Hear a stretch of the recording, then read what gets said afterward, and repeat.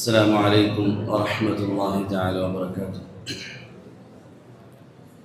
الحمد لله نحمده ونستعينه ونستغفره ونؤمن به ونتوكل عليه ونعوذ بالله من شرور أنفسنا ومن سيئات أعمالنا.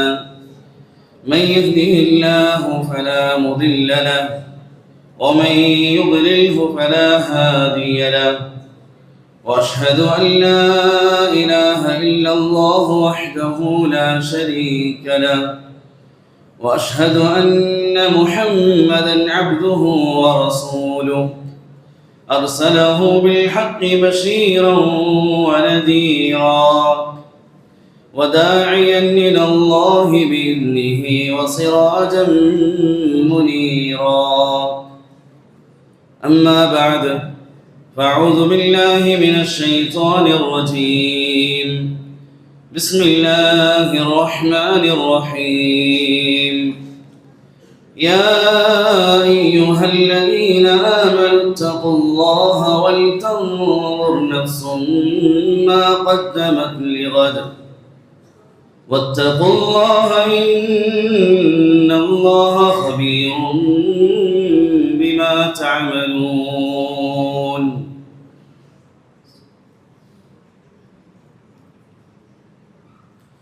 അല്ലാഹു സുബ്ഹാനഹു വ തആല നമ്മുടെ ജീവിതത്തിൽ വന്നുപോയ മുഴുവൻ പാപങ്ങളും പുറത്തു അനുഗ്രഹിക്കുമാറാകട്ടെ. ബാക്കിയുള്ള ജീവിതം അള്ളാഹുവിനെ തൃപ്തിപ്പെടുത്തി ജീവിക്കുവാനും മരണപ്പെടുമ്പോൾ പരിശുദ്ധമായ കലിമ ചൊല്ലി മരണപ്പെടുവാനും അള്ളാഹു തൗഫീഖ് നൽകി അനുഗ്രഹിക്കുമാറാകട്ടെ. ബഹുമാനമുള്ള മുഅ്മിനീങ്ങളെ, സഹോദരന്മാരെ, അള്ളാഹു നമുക്ക് നൽകിയ ആയുസ്സിൽ നിന്നും ഒരു വർഷം കുറഞ്ഞ ദിവസങ്ങൾ കഴിഞ്ഞാൽ പൂർത്തിയാവുകയാണ്. ദുൽഹിജ്ജ് മാസത്തിൻ്റെ അവസാന ദിവസങ്ങളിലാണ്. ദിവസങ്ങൾ കഴിഞ്ഞാൽ മുഹറം മാസം നമ്മിലേക്ക് ആഗതമാകും. മുഹറം ഒരു മുസ്ലിമിനെ സംബന്ധിച്ച് പുതുവർഷമാണ്. പുതിയൊരു വർഷം ആരംഭിക്കുകയാണ്. ഓരോ വർഷവും ഓരോ മാസവും ഓരോ ആഴ്ചകളും ഓരോ ദിവസങ്ങളും അള്ളാഹു നൽകുന്നത് ഒരവസരമായിട്ടാണ്.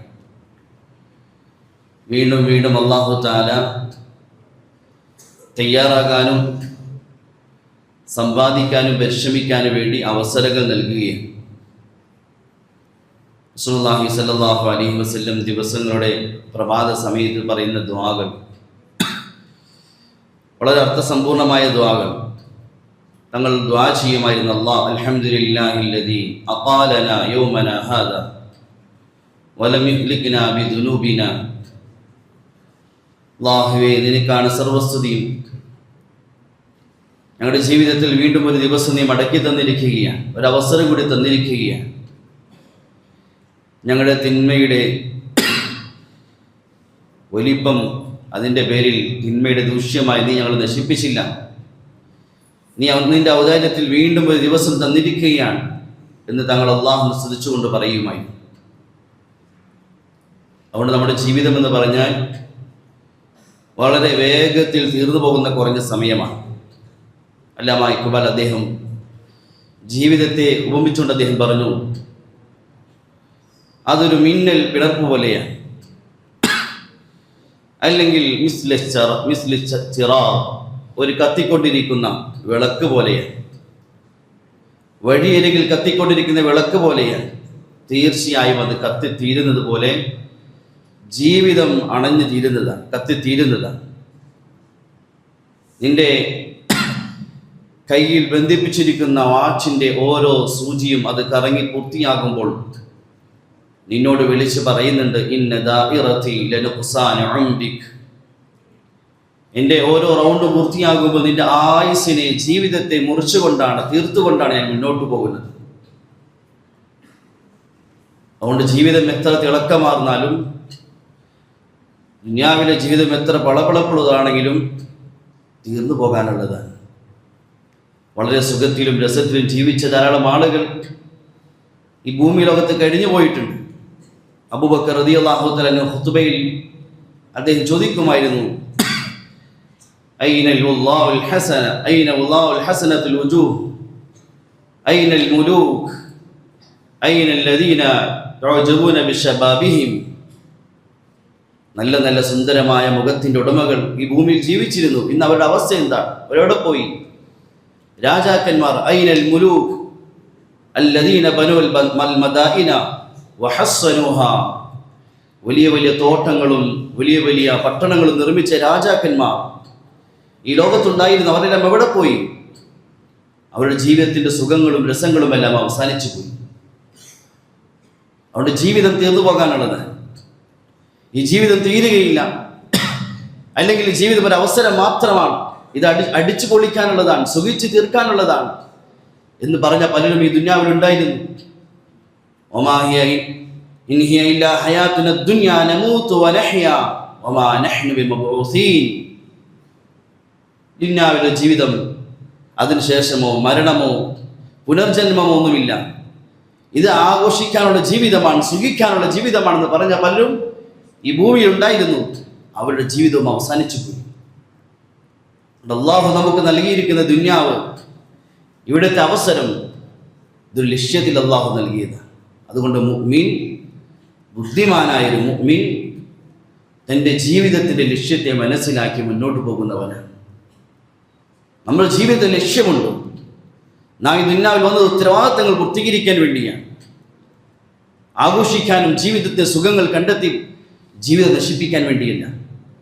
ജീവിതത്തിൽ അല്ലാഹു ഏൽപ്പിച്ച ഉത്തരവാദിത്തങ്ങൾ പൂർത്തീകരിക്കാൻ വേണ്ടിയാണ്. നന്മകൾ വാരിക്കൂട്ടി ആഖിറത്തിലേക്ക് പോകാൻ വേണ്ടിയാണ്. സല്ലല്ലാഹു അലൈഹി വസല്ലമയുടെ സുന്ദരമായ ദുആയുടെ അവസാന വചനങ്ങൾ അത് ശ്രദ്ധിച്ചാൽ മനസ്സിലാകും ജീവിതം എന്തിനാണ്. വജഅലിൽ ഹയാത സിയാദതൻ ലീ ഫീ കുല്ലി ഖൈർ വജഅലിൽ മൗത റാഹതൻ ലീ മിൻ കുല്ലി ശർ. സല്ലല്ലാഹു അലൈഹി വസല്ലം ദുആ ചെയ്യാൻ ഒരു മുസ്ലിമിന്റെ ലക്ഷ്യം ഇതായിരിക്കണം ജീവിതത്തിന്റെ. വജഅലിൽ ഹയാത സിയാദതൻ ലീ ഫീ കുല്ലി ഖൈർ. അല്ലാഹുവിന്റെ ദുനിയാവിലെ ജീവിതം അതെല്ലാ ഖൈറിന്റെയും നന്മയുടെയും വർധനവിന് കാരണമാണ്. എൻ്റെ ഓരോ ദിവസവും നന്മകൾ വാരിക്കൂട്ടാനുള്ള ദിവസങ്ങളാക്കി തീർക്കണമേ. ഹദീസിൽ അല്ലാഹു തആല പറയുന്നു, ഇബ്ന ആദം ഖലഖ്തുക ലിഇബാദതി ഫലാ തൽഅബ്.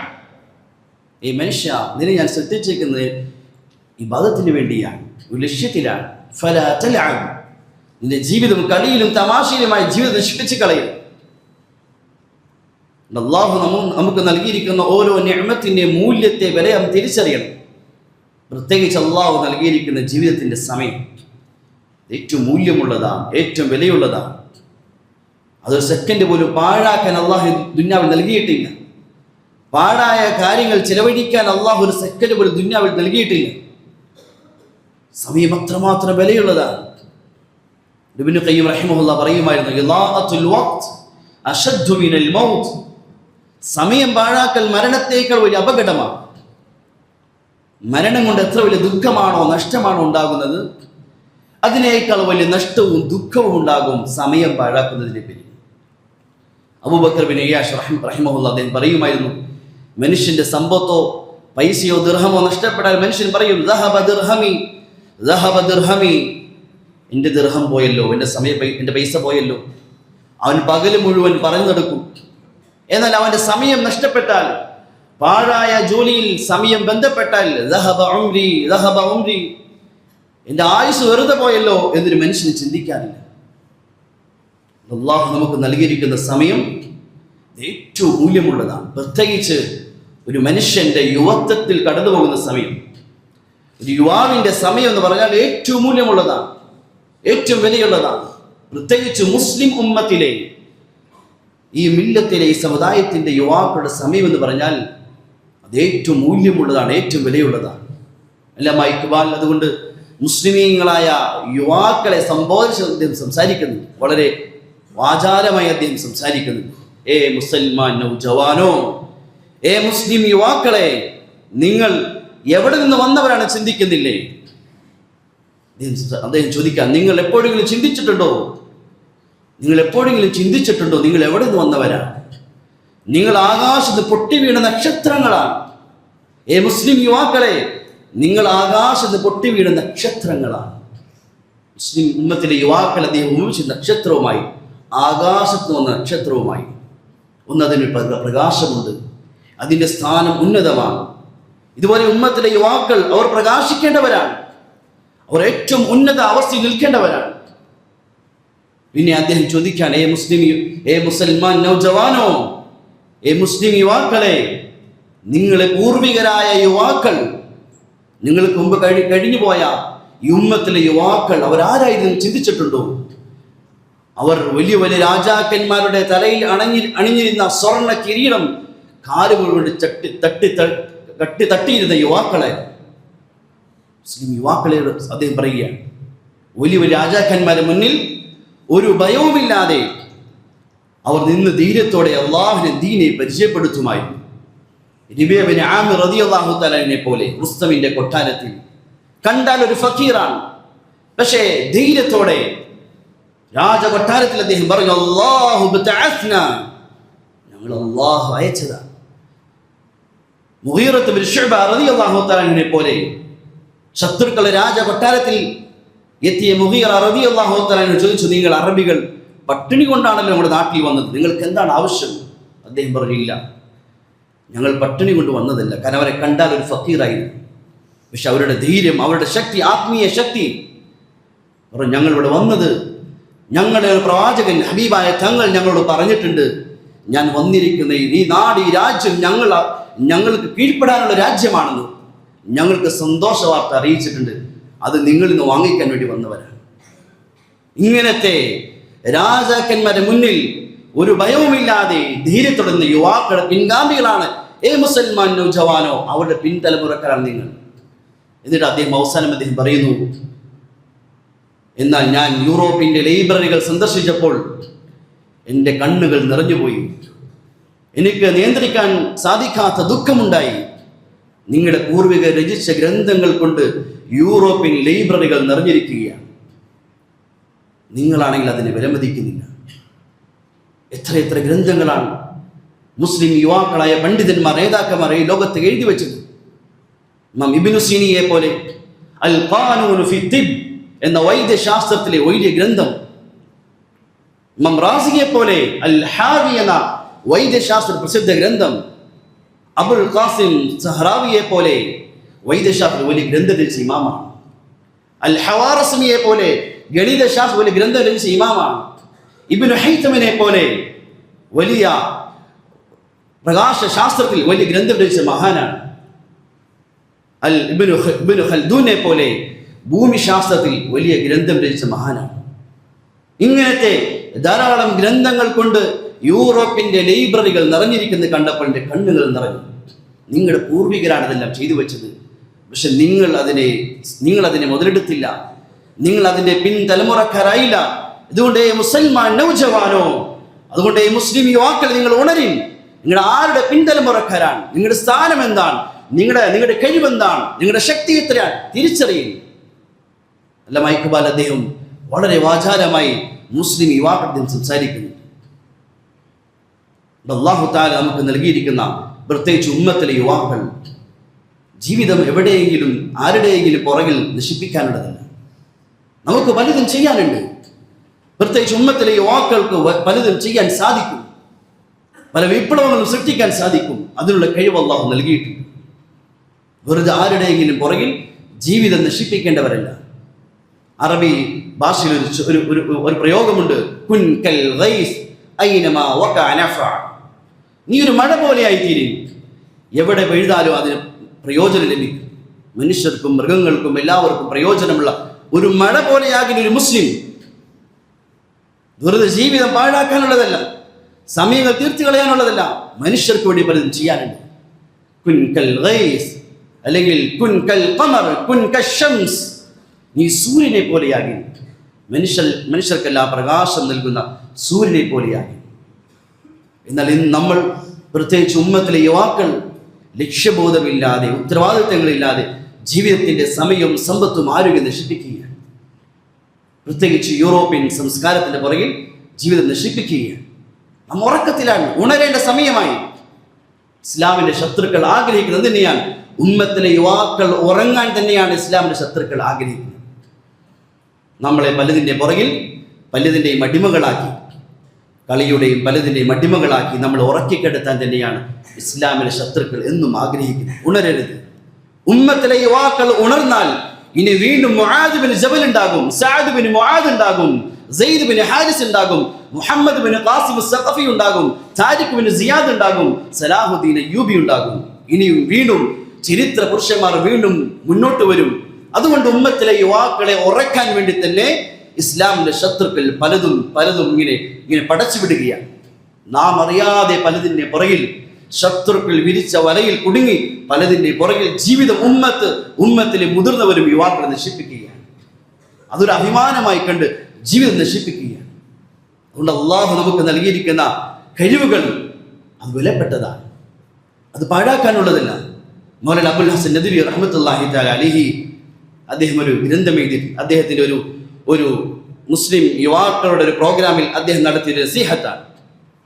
അദ്ദേഹം പറയുന്നുണ്ട്, ഇന്ന് ചെറുപ്പക്കാർ പ്രത്യേകിച്ച് യുവാക്കൾ അവർ തെറ്റിദ്ധരിച്ചിരിക്കുകയാണ്, സമ്പത്തുണ്ടെങ്കിൽ എല്ലാം നേടാൻ സാധിക്കും. എന്നിട്ട് അദ്ദേഹം പറഞ്ഞു അത് തെറ്റായ ധാരണയാണ്, അത് വെറും തെറ്റായ ധാരണയാണ്. എന്നിട്ട് അദ്ദേഹം പറഞ്ഞു, അഥവാ സമ്പത്ത് കൊണ്ട് നിങ്ങൾക്ക് ഉന്നത സ്ഥാനങ്ങളിൽ എത്താൻ സാധിക്കുമായിരുന്നെങ്കിൽ ഒരു കാലഘട്ടത്തിൽ ജൂതന്മാരുടെ ചരിത്രം അദ്ദേഹം ഉദ്ധരിക്കുന്നു. ഒരു കാലഘട്ടത്തിൽ ലോക ചരിത്രത്തിൽ ജൂതന്മാരുടെ കയ്യിലുണ്ടായിരുന്ന സമ്പത്ത് മറുഭാഗത്ത് ക്രിസ്ത്യൻ സമൂഹത്തിന്റെയും മുസ്ലിം സമൂഹത്തിന്റെയും മുഴുവൻ സമൂഹത്തിന്റെ സമ്പത്ത് ഒരുമിച്ച് കൂട്ടിയാൽ അതിനേക്കാൾ കൂടുതൽ സമ്പത്ത് ജൂതന്മാരുടെ കയ്യിൽ ഉണ്ടായിരുന്നു ഒരു കാലഘട്ടത്തിൽ.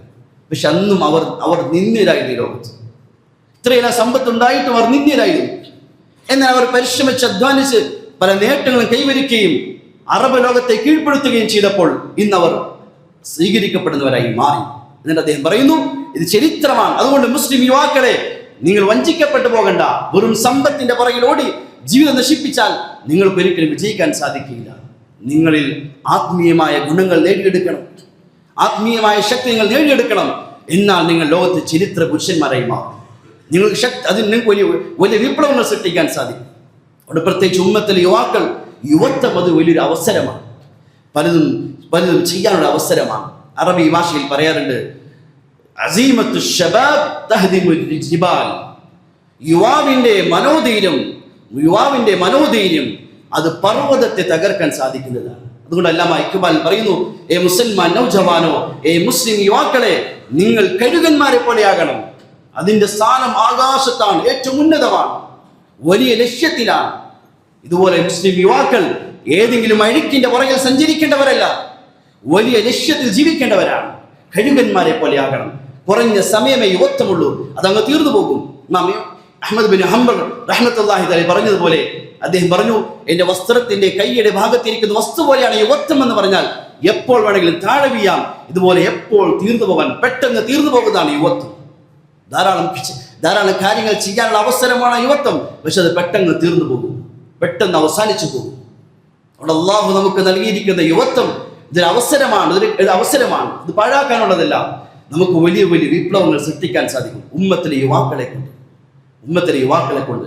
അതുകൊണ്ട് മുൻകഴിഞ്ഞ മഹാന്മാർ, മുൻകഴിഞ്ഞ സഹാബാക്കൾ, സലഫുകൾ, അവരുടെ യുവാക്കളുടെ ചരിത്രം നാം പഠിക്കണം. പ്രത്യേകിച്ച് ഉമ്മത്തിലെ യുവാക്കൾ പഠിക്കണം.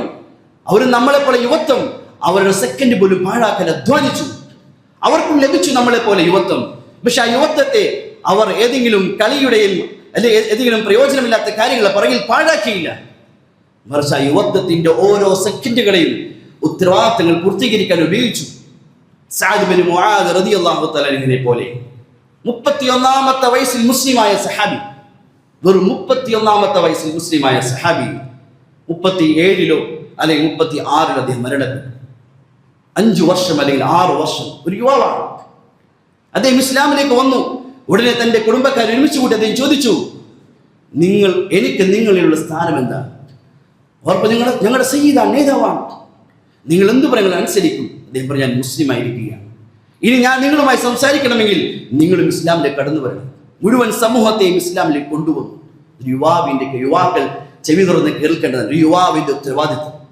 ഒരു നന്മയുടെ വഴിയിൽ സഞ്ചരിച്ചാൽ തൻ്റെ കൂട്ടത്തിൽ മനുഷ്യരെ കൂട്ടുക അത് മുസ്ലിം ഉമ്മത്തിലെ യുവാക്കൾ ഉത്തരവാദിത്തമാണ്. ആ ജീവിതം, ഈ കുറഞ്ഞ വർഷത്തെ യുവത്വം നന്മയിലായി ഒരു സെക്കൻഡ് പോലും പാഴാക്കാൻ അദ്ദേഹം ചെലവഴിച്ചു. എന്താണ് അദ്ദേഹത്തിൻ്റെ പ്രയോജനം? മരണം സംഭവിച്ചപ്പോൾ നബി തങ്ങൾ പറഞ്ഞു, സഅദിന്റെ മരണം, സഅദിന്റെ മരണം 5 വർഷത്തെ 6 വർഷത്തെ ജീവിതം കൊണ്ട്, യുവത്വം കൊണ്ട് നേടിയ നേട്ടം.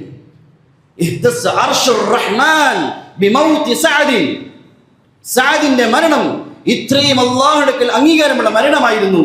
അല്ലാഹുവിന്റെ സിംഹാസനം, അല്ലാഹുവിന്റെ അർശ് പ്രകമ്പനം കൊണ്ടു. ചിന്തിച്ചു നോക്കി, ഒരു യുവാവ് നേടിയ നേട്ടമാണ്. ഐഷ റളിയല്ലാഹു അൻഹ പറയുന്നുണ്ട്, സഅദ് റളിയല്ലാഹു അൻഹു മരണ സമയത്ത് എൻ്റെ വാപ്പ അബൂബക്കർ റളിയല്ലാഹു അൻഹുവും ഉമർ റളിയല്ലാഹു അൻഹുവും കരഞ്ഞതുപോലെ ഞാൻ മറ്റൊരാളെ കരയുന്നത് കണ്ടിട്ടില്ല.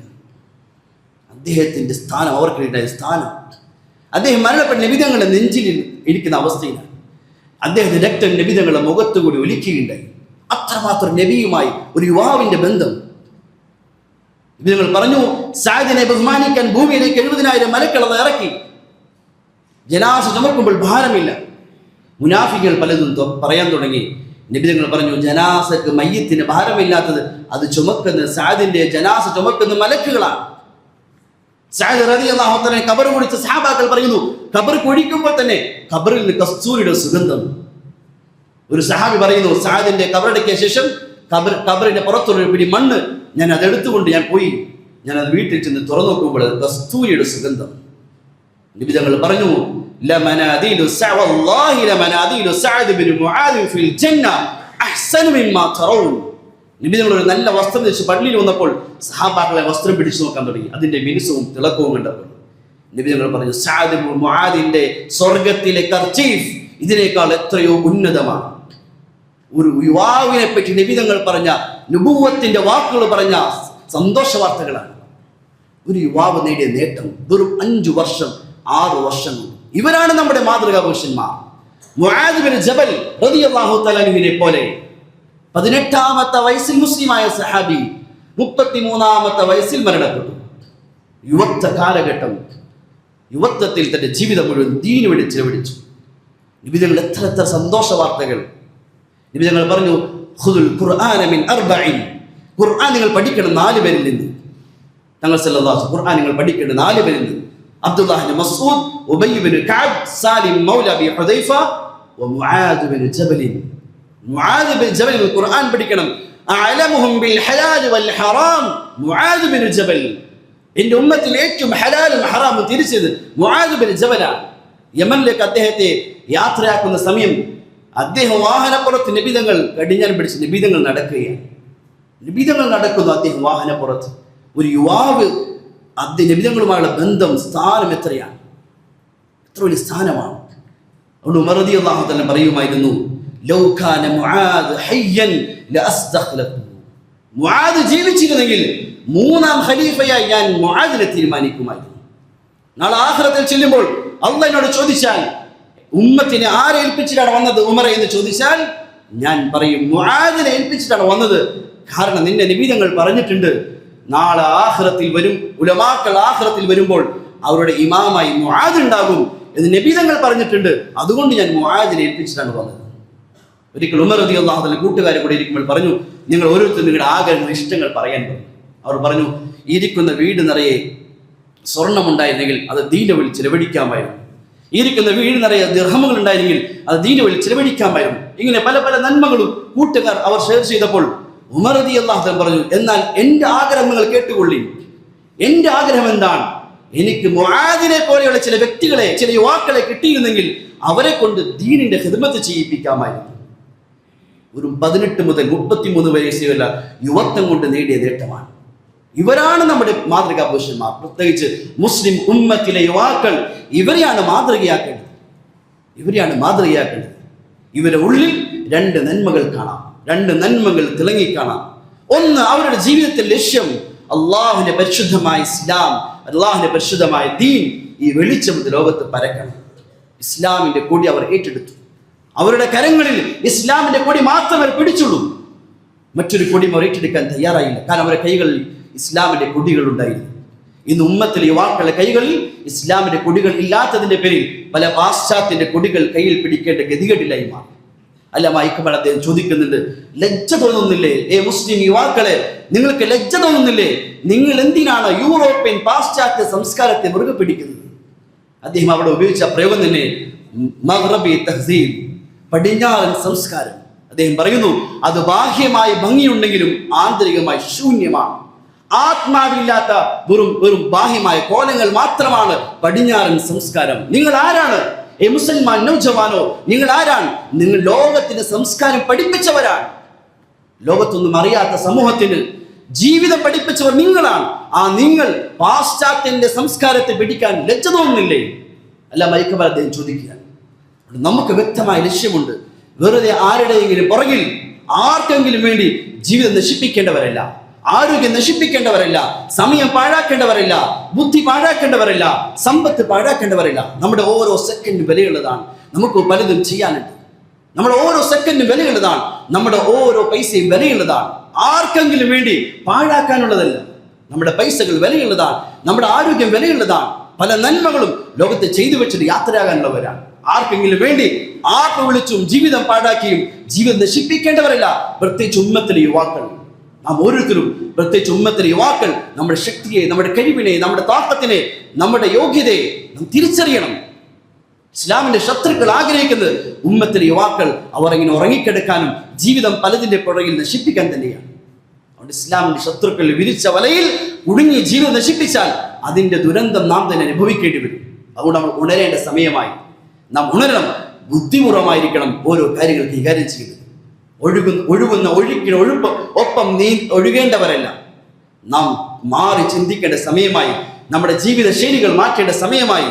നാട്ടു നടപ്പം കണ്ട് അതിന്റെ പുറകെ ഓടേണ്ടവരല്ല. മാറി ചിന്തിക്കുകയും ഉത്തരവാദിത്തം ഏറ്റെടുക്കുകയും ചെയ്യണം.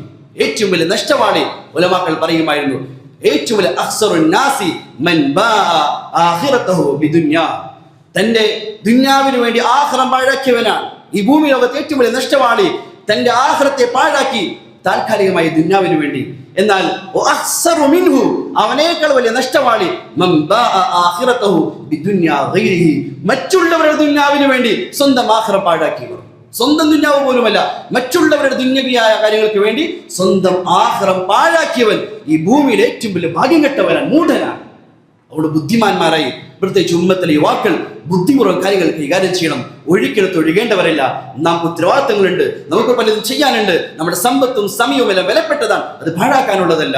അല്ലാഹു തആല കാര്യങ്ങൾ മനസ്സിലാക്കി അമൽ ചെയ്യാൻ തൗഫീഖ് ചെയ്യുമാറാകട്ടെ. വആഖിറു ദഅ്വാനാ അൽഹംദുലില്ലാഹി റബ്ബിൽ ആലമീൻ.